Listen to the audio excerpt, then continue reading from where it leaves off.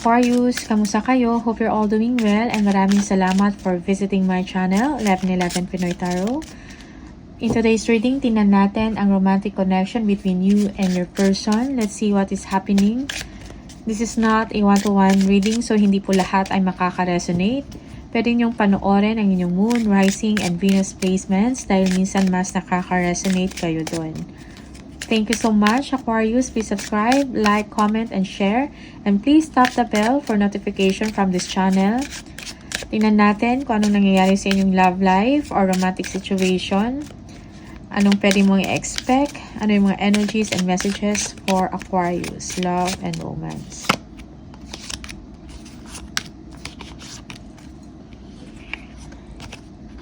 Healthy choices.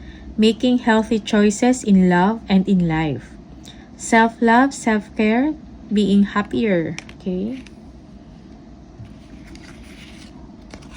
Abundance. Keep a positive mindset. Manifest exactly what you want. Gratitude and bliss. Yes, keep a positive mindset. Okay? Sa life mo and even sa inyong love relationship. Love call. Someone expresses love. A message of love, thinking of you, and letting you know. Yeah, for some of you, merong tatawag sa inyo, mag-express ng kanyang nararamdaman, or it's the other way around. Okay? Or ikaw yung tatawag, magme-message, okay? Sa person mo. Kisses, unconditionally loving, giving and receiving affection, falling in love. Okay, so for some of you, you are in love, Aquarius. Okay? Or your person is in love with you. You are waiting for their calls, texts, or messages. Okay? Tingnan natin ano yung messages from the tarot for Aquarius on love and romance. Aquarius. Aquarius, please.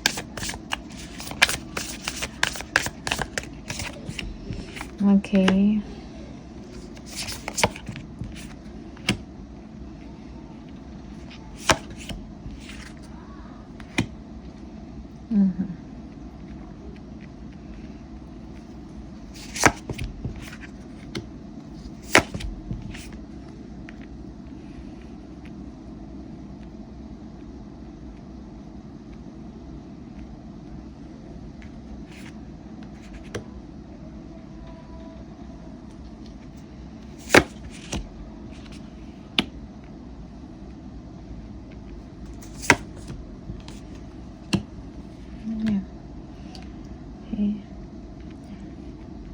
Merong gustong sabihin sa inyo yung person ninyo, okay? Parang nahihirapan din siya or merong something na nangyayari sa kanya.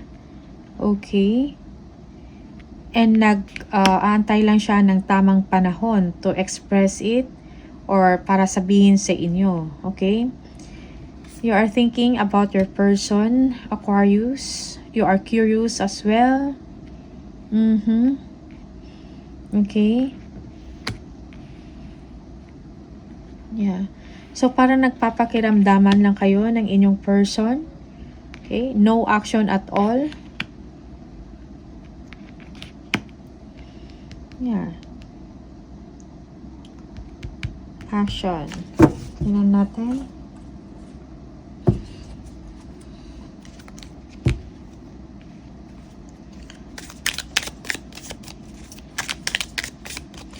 Temperance. Anong meron sa temperance? Okay, the devil. Yeah.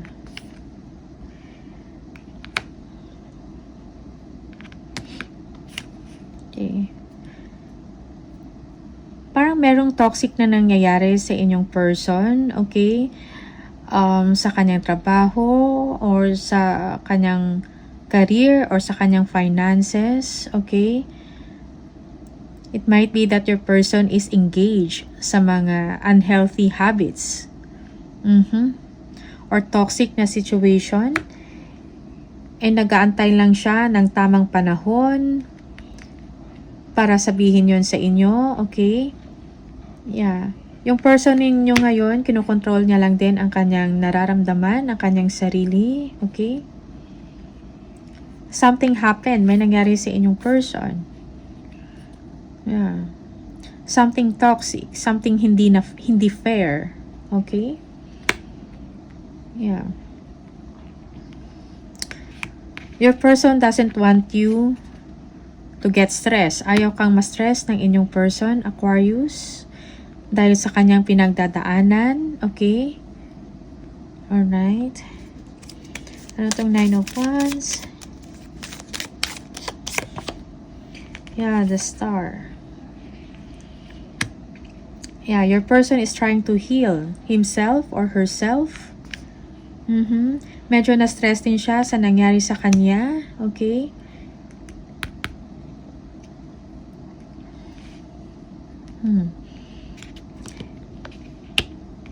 And you are also wondering, Aquarius, kung meron bang gustong sabihin ang person ninyo sa inyo. And yeah, curious ka, interesado kang malaman. You want your person to be open with you. Kung ano yung mga nangyayari sa kanya na hindi maganda, okay? Pero pinapakita lang ng person ninyo sa inyo that they are okay.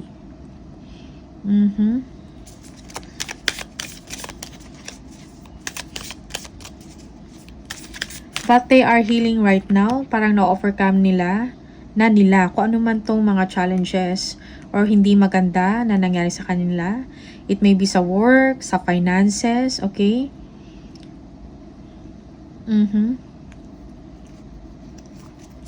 Eight of Wands. Yeah, Ace of Wands. Yeah. So, your person, parang gustong sabihin sa inyo ng person nyo, may gusto siyang i-open up about work or career, about finances, okay? Which is something na nagbigay sa kanya ng stress or ng problema. You are curious about it. Gusto mong malaman. Okay?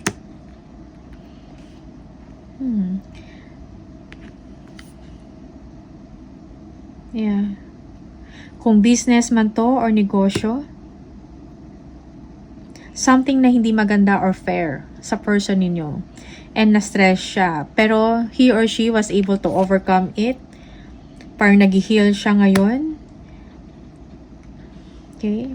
Nag-iisip or nag-aantay lang din siya ng tamang panahon to say it to you. Para mag-open up about it.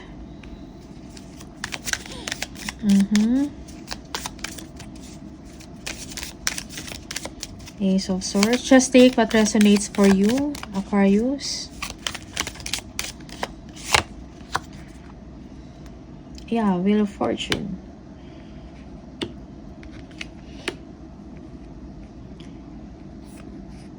You're thinking, parang nag-iisip ka, Aquarius, na maging okay ang inyong sitwasyon. Okay? Yeah. You are looking forward na magkaroon ng magandang changes sa nangyayari din sa side mo. Sa trabaho man to, sa inyong finances, okay? Yeah.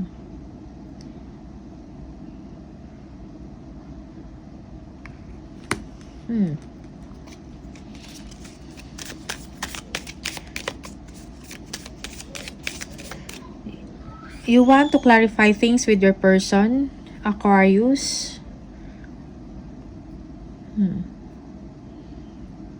Yeah.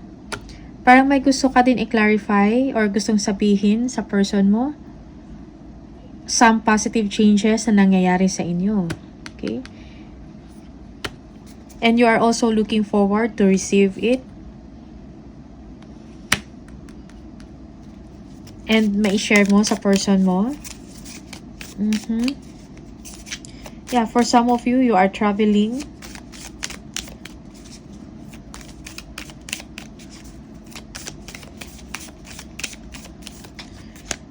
Action, Queen of Wands. Yeah.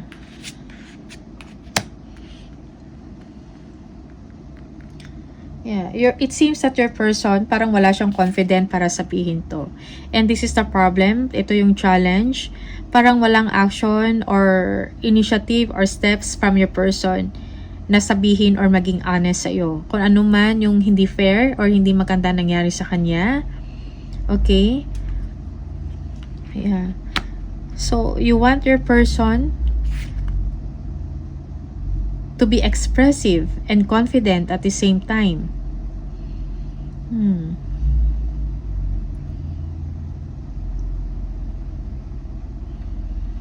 Okay.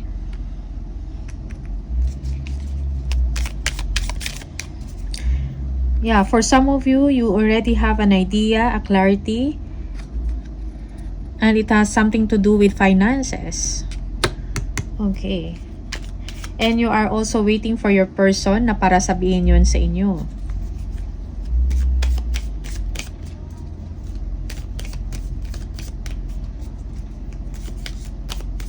Yeah.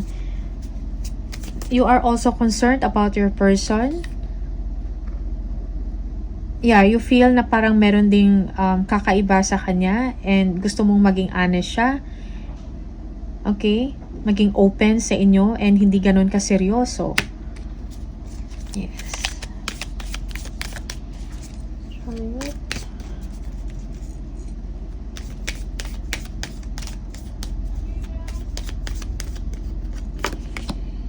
Yeah, so 8 of Cups.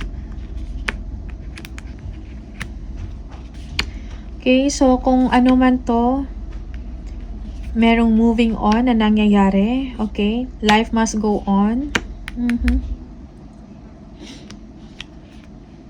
Yeah. Merong communication and then you will be setting expectations with your person. Merong pag-uusap and openness. Okay?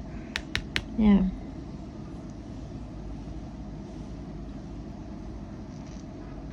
Yeah.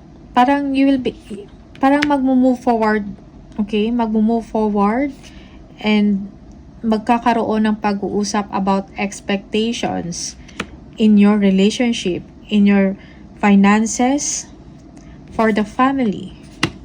Okay? Yeah.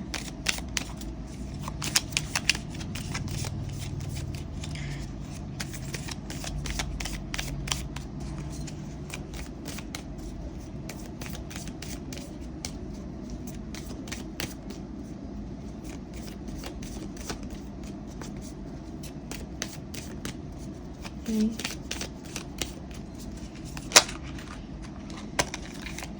Parang magkakaroon ng enlightenment sa situation, kung anong dapat pag-usapan, and then just let it slide. Okay? And then life must go on.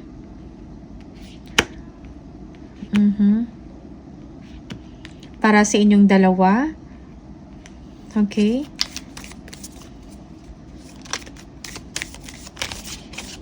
Advance. Yeah, the Emperor. Yeah. Merong pagpaplano about sa family, happiness and togetherness.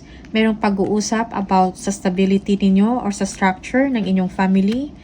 Okay? Focus para sa welfare ng family for the both of you also. Okay? Yeah.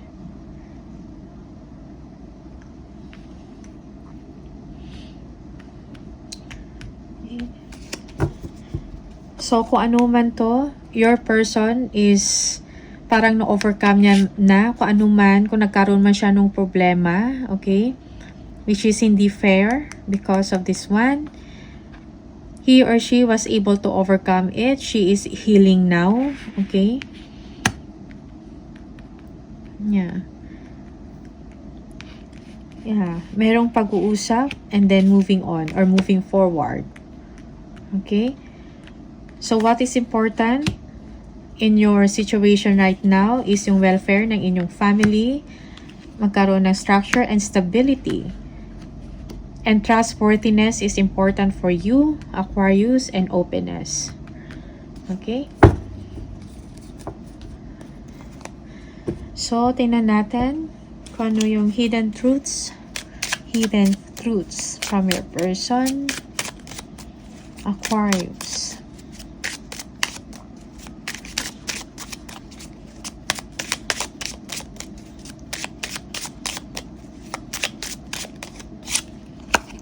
I regret lying to you. Okay. The timing just wasn't right for us. Okay. This is for some of you. Just take what resonates and leave the rest.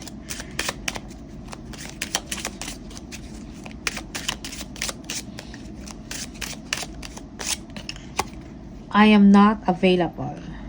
Okay.